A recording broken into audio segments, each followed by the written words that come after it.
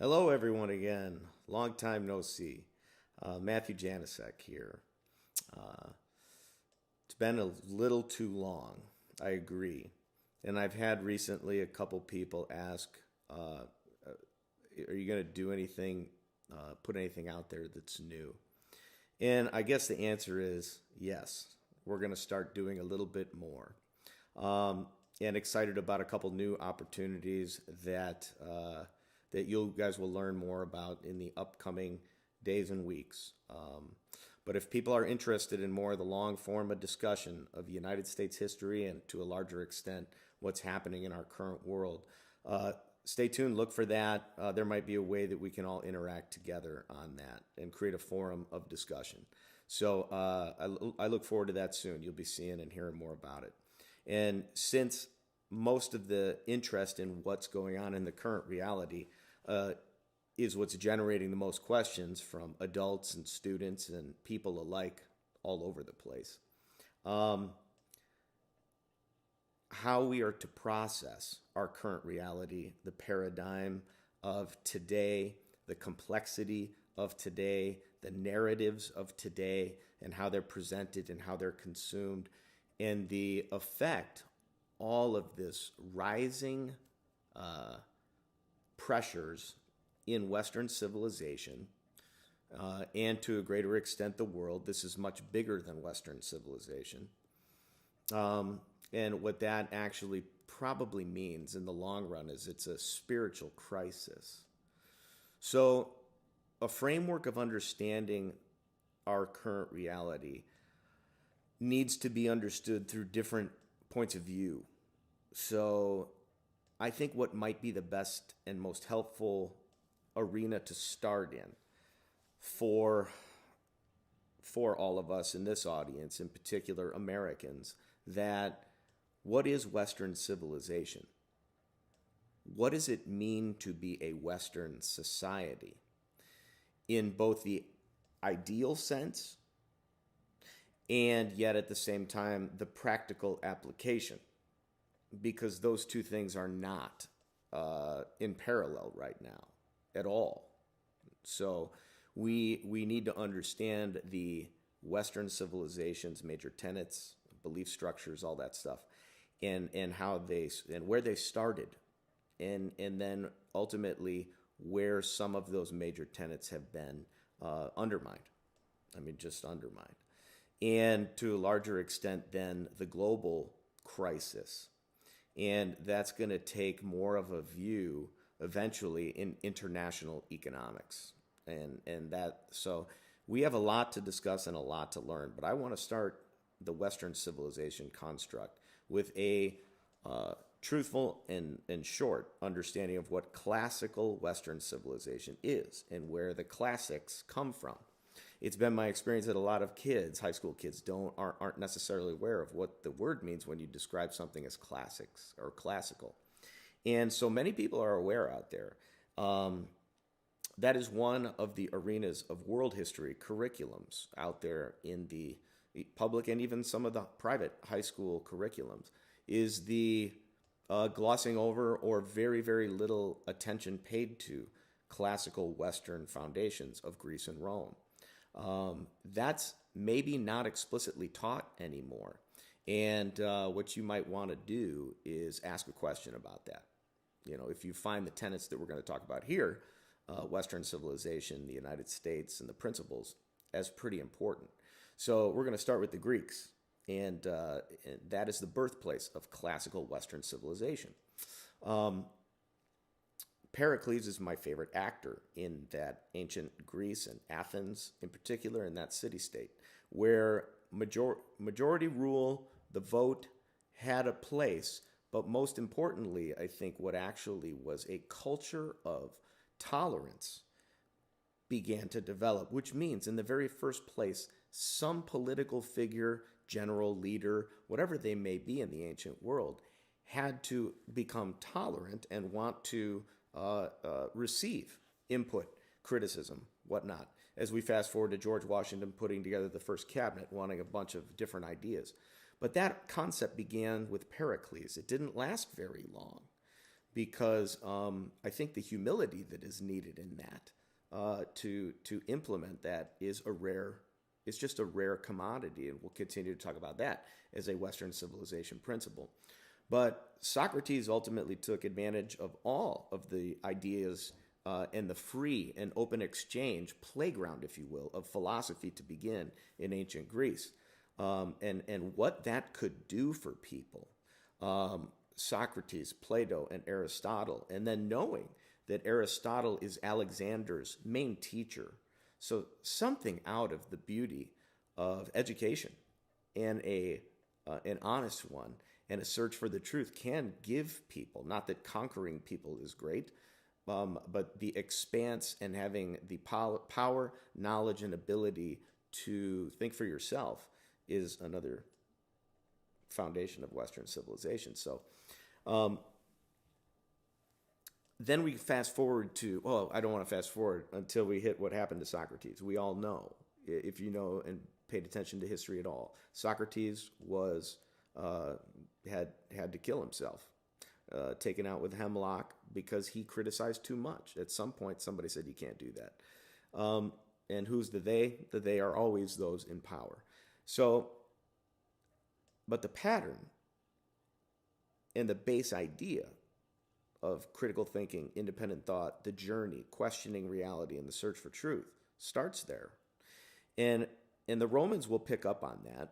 The Romans will go through their period of the Republic, which is the highlight period of the Roman classical age, which is the idea of public participation, limiting a little bit the power and expanse of the emperor.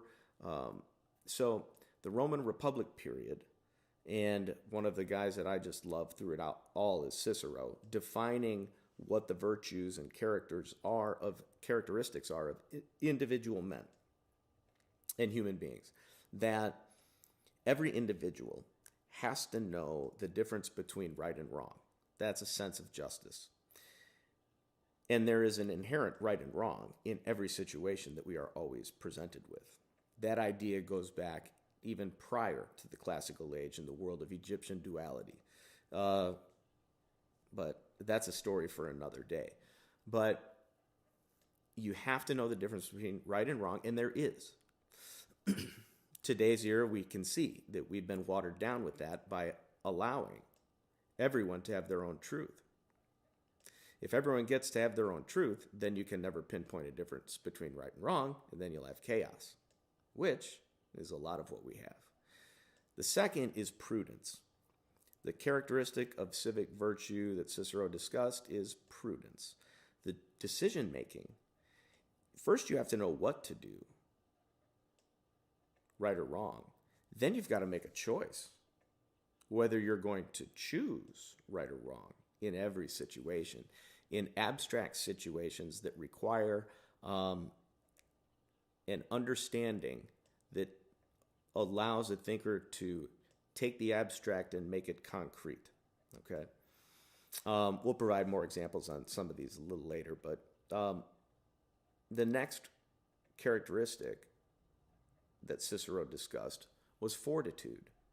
Individuals need to develop strength, inner strength, emotional strength, strength of mind and strength of heart, because the world is not a fair place. The world is going to throw at you all the things that will lead to your demise, as well as your enlightenment.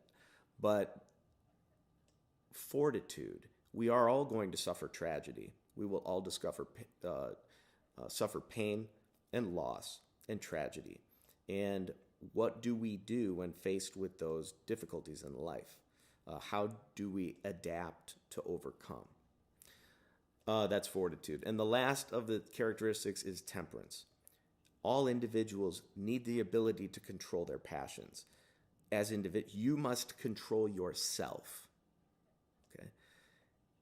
And yourself must be in balance with your community. Because there's also a realization in Western civilization, in the ideal sense, that you and your fellow man are no better than one another. And you're all entitled to the same what will become called the inalienable rights. Temperance. And those are the four virtues: justice, prudence, fortitude, and temperance. All individual citizens need to possess these, which means they need to be taught these as well. But the focus of today does not allow for the teaching of civic virtue in that great of detail, because it invites a discussion of the questions between right and wrong and what those answers might be. And when you get into a public debate or discussion about right and wrong, and it becomes impossible to engage in because truth can now be defined by every individual. Okay. This is a framework for understanding why we are having a difficult time even communicating as Americans. So that takes care of the classic age. Let's fast forward now to the age. Actually, I should say this is somewhat simultaneous age. But let's look at the long-term benefits that would come from the crossover. And the more important component to Western civilization than the classics is the impact of Christ and Christianity as both an ideal sense of spiritualism in Western civilization, but also one of abuse at times as well. And it has to be seen. How can you differentiate those two ideas? This is the way that you can think about the impact of Christianity let's start from the spiritual point of view, by following the messages of Christ. Following Christ as an individual is different than being an institutional church member and following the dictates of the institution. If we remember the tenets of Jesus Christ, he was brought into the world as a manifestation of God and challenging the sinners who were in positions of influence and authority that were part of the institution. Your Pharisees, your Sadducees, right? The Romans themselves.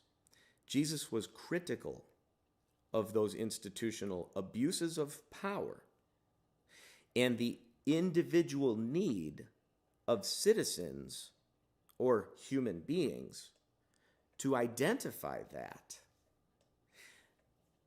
So this is the most important element of Western civilization through the Christ story.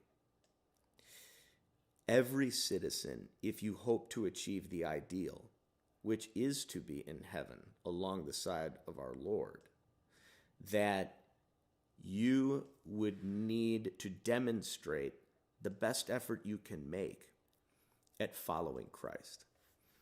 And it doesn't mean you're perfect, and it doesn't mean you're ever going to achieve it. But you're trying to do the best you can to follow a Christ-like life. And that means your priority is making yourself sharp first. Individuals, if you're going to have the wits and the wherewithal and the spiritual reality to be able to apply civic virtue concepts when you analyze your relationship between you and all the institutions that you're a part of, that we all cannot escape. But the institutions that control our lives, how do and when do we, the people or individuals, begin to be critical of that and not follow the blind dictates that we are growingly expected to follow today, which is leading to more of the tension in Western civilization, because there is still a sizable element of the population that lacks a trust in the institutions that have been governing our lives and telling us what to do for a long time. And there's great cause for that lack of trust. So here we are at the major tenets, Greek and Roman, adding to the Christ story. But now we understand the church itself using Christ's narrative at times and abusing the narrative.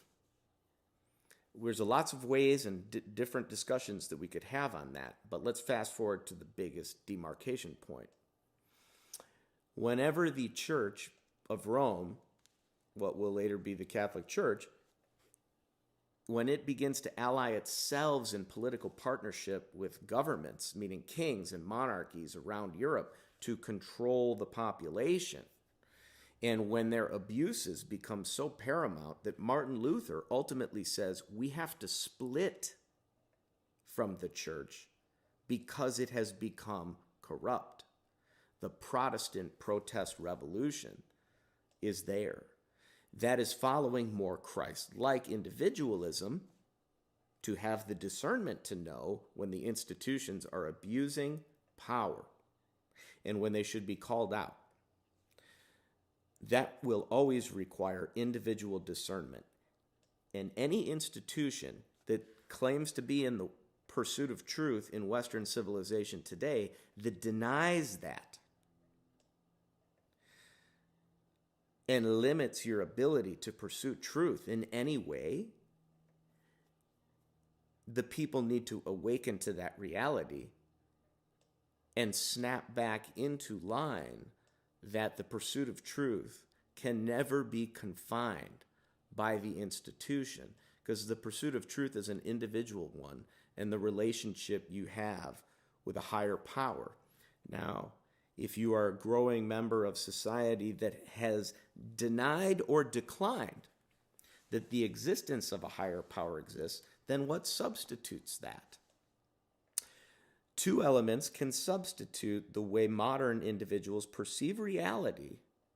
One is through that spiritual lens, the other is through the secular lens. And if you perceive reality through the secular lens, and if you believe that truth is subjective and everybody gets to define it for themselves, you've just lost the ability to have common values. They can't exist. How can you have the rule of law when common values no longer exist? Now, who or what entities or institutions are pushing the narratives that common values and truth is really in the eye of the perceiver? As the individual, you get to decide your own truth. These ideas in today's Western civilization are colliding with one another. And the consequences of that we're living through, okay? And the fact that individuals don't hold each other accountable. They're individuals, that's really not a good way to say it, but that accountability is a big piece to this. But if responsibility can be removed from individuals and replaced by institutions, so if people don't believe that there's a Holy Spirit of any kind, then who are they looking to provide them with the answers of authority? They could look at themselves, but then it's going to take the place of the government and the institutions of power that are secular. That's the government. So, and that's where we obviously see concentration of political power that has been abused throughout all of history in the consolidations of great state power in whatever form it takes to enact its own will, sometimes asked for by the people for good reason, but we have never seen in the history of mankind a long-term system of top-down authority that does not become abusive. This is the reason the Founding Fathers gave us the best limited government and a framework of power that would ultimately keep power in the hands of the people. And what we are living through now is the struggle of the legacy of the Founding Fathers and what they attempted to provide us with a framework for balancing political power artfully. And what we're living through right now, which is a greater demand for the federal or central government to seize more control over everything. And they're doing it with the hands and help and aid and assistance of big tech, of corporations, big oil, big tech, big pharma, big everything. The lobbyists control the story. The international banking system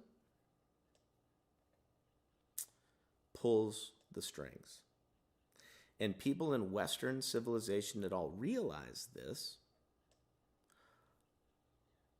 are leery of the future because we feel the growing tension.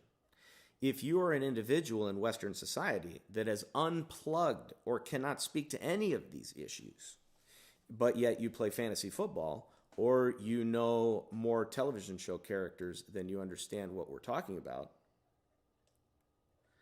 that ignorance is not helping solve this immense problem. So the immense problem being the ability to communicate about common values, what they should be, how we derive them, and what's going to be the cost and consequences if we abandon them. Okay? Because they're pretty severe. The history of the world has taught us that as well. So we'll wrap that up here. Look forward to more discussions with everybody, and stay tuned. There's going to be some fun things happening. Okay? Take care.